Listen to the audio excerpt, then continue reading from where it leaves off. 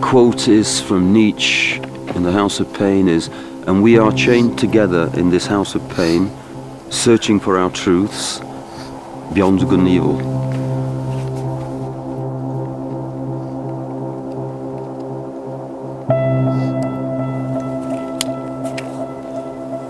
The story of Beyond Good and Evil began in 1989. Mark Twight had also noticed the possibility of a line there, and he said, "Yeah, let's go and have a look." So we came back up in November of 1989 for the first attempt on the climb. And that night we were in the old refuge at the Plan de l'Aiguille, and we had the radio on, listening to rap music and things like that, and then suddenly the music stopped and the announcement was, "The Berlin Wall is finished." And it was a great moment, actually. I really felt the excitement of that moment. And we saying, "Great, it's an omen, it means we're going to climb our wall." And maybe we might have called it something to do with the Berlin Wall if we'd have climbed it the next day. Anyway, the next day we started, we did all the bottom pitches, which I'd already soloed in any case. We climbed into the groove. Mark fell about 8 meters because the ice was so thin, he just like went with it, you know, but managed to get back on and finish it. And I finished out of the groove to the bit before it goes right. Very hard lead because it was very thin ice. And then we thought, okay, we're too slow, forget it, we can't do this. We rappel down, and that began like 2 years of attempts, waiting for good weather. Every autumn the ice would start and then the foam wind would destroy it. Every spring it would start to develop and then it would get too hot and fall down. In between times winter didn't happen because winters were too cold for that ice to form.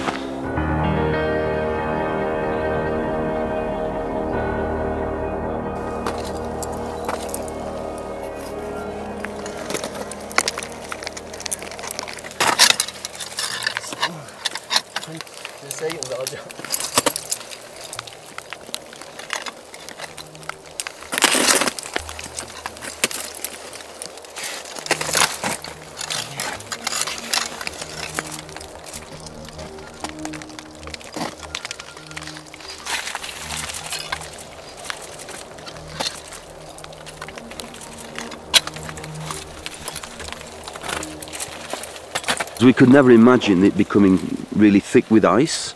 We were worried about it might completely disappear. It's different attempts, and there's actually 3 here. I believe this, when he's in the red, all red and yellow, was when we finally did it. If you're going first, you don't know, okay, it's possible, therefore we'll do it because we don't know if it will ever be better. Bien sûr. There was no guarantee. We weren't quite sure. So we thought we might, if we don't do it, we might lose the climb again. And both the first ones, it just took too long. We thought we could do it in 1 day. D'accord. And then the climbing was hard enough that it was slow, and this level of climbing we were not able to do by headlamp. So on the 3rd attempt we said, all right, we take a big pack for the second guy and we commit to Jumars, and we'll go until we finish this time.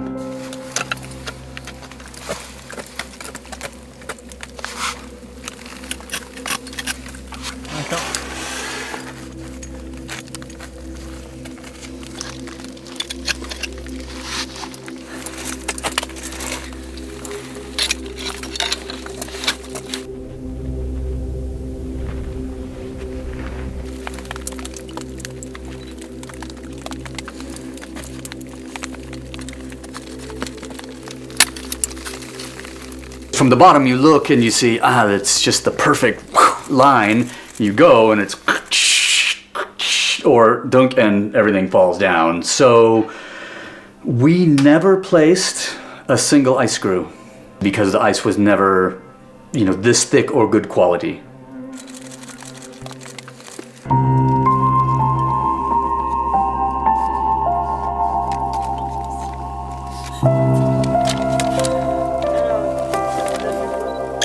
Quand tu as dessiné la fameuse traversée, le billet, le relais avec la tête de mort, Oui. c'est que c'est un endroit qui était quand même très impressionnant pour toi ou c'était intoxication?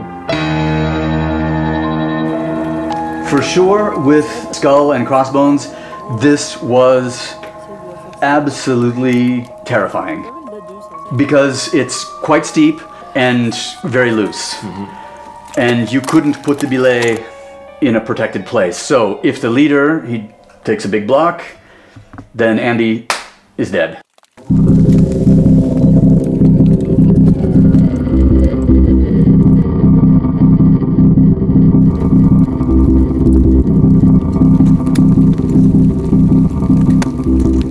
Justement, à la limite, les têtes de mort ou le style un peu provocateur de Mark, moi, ça donnait envie d'aller voir comment c'était sur le terrain. J'avais observé les conditions pendant plusieurs jours, une dizaine de jours. Je ne savais pas avec qui partir dans cette entreprise. Donc elle n'avait pas été répétée, elle avait une part de mystère et c'est ça qui a été attirant. C'était vraiment un projet de François, il m'a appelé et j'en étais vraiment super heureux. Et quand on est parti, on voyait les têtes de mort, la traversée à Trois et tout, on s'est dit mais putain ça doit être l'enfer. On avait pris tous les coinceurs, toutes les broches, le marteau, les pitons, comme si on allait ouvrir une voie, je sais pas, dans le Yosemite ou What Happened. On avait plutôt de la bonne glace, donc on passait les longueurs, après les longueurs dans le dièdre, mais du coup on avait très peur de ce qui se passait au-dessus, donc on se disait mais au-dessus ça va être l'enfer. On n'avait pas rencontré les têtes de mort. On les avait vues uniquement sur le topo, mais pas dans la voie. I remember going, but it's not the same route. And there was a part of me that said, okay, it's not the same, and this makes me, and now, 20 years later, I think, man, they probably still had an incredible experience. And the story of the topo and the bit of confrontation, it's part of this period in Chamonix. Oui. À partir du moment où une voie est répétée, il y a forcément une sorte de démystification. Ça peut lancer entre guillemets une mode. On en parle, on fait des photos. Deuxième partie de l'histoire, on met une couche supplémentaire à la construction du mythe. Du mythe, yes. If young climbers today find this route worthy to do and attractive, and they go and they have a strong experience there, then we have done something good. Parce que Beyond, c'est pas devenu une classique en fait, c'est devenu une voie de référence. It's different, yes, I understand. It's very different. Yes. Et tous les grimpeurs qui grimpent en mixte, en glace, ont envie, ont besoin d'aller se confronter à cette référence pour se situer dans l'histoire de la grimpe. Oui. Et donc ça reste une voie de référence. Dans nos vies d'alpinistes, on gravit beaucoup de sommets, on grimpe beaucoup de voies, des difficiles, des pas difficiles. Et puis il y a quelques moments qui restent. Je me souviens très bien des émotions que je ressentais en répétant la voie. Et voilà, ça fait partie de ces voies qui restent ancrées en soi pour toute sa vie d'alpiniste. C'était vraiment une voie fantastique, voire fantasmatique. C'est vraiment une super ligne. Experiences that, made me as a man. Climbing for me was always a bridge, a way to become a better or more capable man, to test myself, learn of myself, quite in line with Nietzsche's philosophy of overcoming man to become the overman or superman. Fais gaffe, Marion.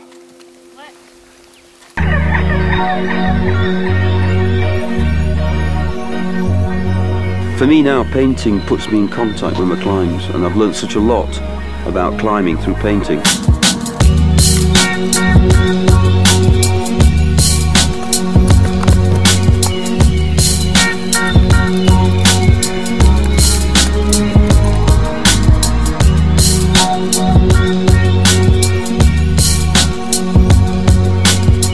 It doesn't belong to me anymore, that climb.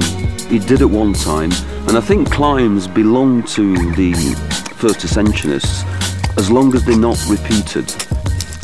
When they are repeated, even if not very much, then it becomes other people's property because they have their experience as well, the same climb, don't they? Like I said, I compare it to a painting or a sculpture. You know, while you're making it, the artist, it's yours. No one else has seen it, no one's interested. And then maybe you sell it, and then it goes on and lives somewhere else, which is good. It's good. Because you can't stock all these things. We can't keep them and say, so yeah, what will replace that? Where can I go now?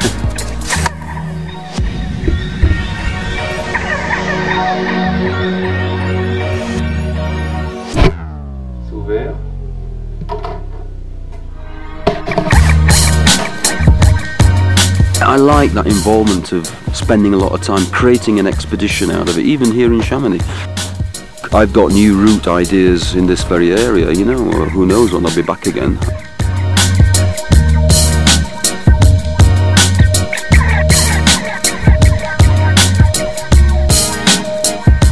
I could apologize after 20 years for this, but congratulations. in the time, Congratulations, because it's the beginning of this story. No, it's not perfect.